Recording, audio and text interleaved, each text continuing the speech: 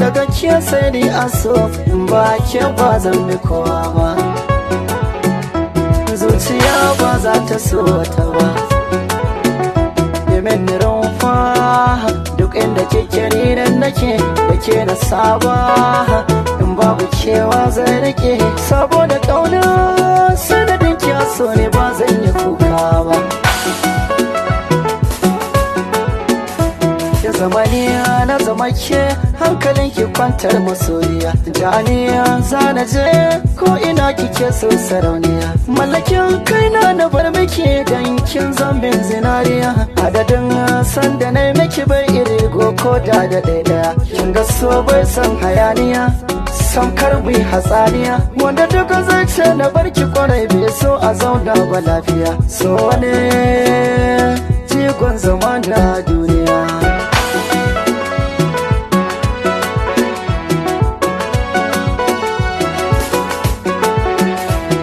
Wasa kamar gaske san kiya mike ciwon so ne ya kama ni yan sada warke daudar saka mamaye zuciyata kana wanke kina zo min cikin barci koma ina farke aman uzuri a soyayya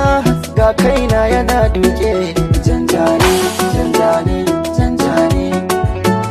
zojani zojani zojani kalmar so har kyauta ke samu mai nema yana samu in ya roƙa gun makaginmu soyayya ta kan jana har zuwa ƙauye na babanmu ba ni biyar munafunci in manyo Allah yana jin mu soyayya na sa raina ita ta zama abinci na kina raina in baki guri na babu soyayya mafarki na. Sunana Aknan Bamenda Ihsan a cikin shirin ɗin farin wata sha kallo. Ni na ɗauka idan aka ɗauka sau ɗaya an gama, ashe abun ba haka ba, ashe ana ɗauka ne a yi ta ɗauka to ni abun ne ya bani wahala da kuma matsayina na bafulatana ba na iya faɗan wani kalma na Hausa, saboda haka shi ma ya ɗan bani wahala. Ku kasance tare da ni a wannan satin domin kallon wannan shirin farin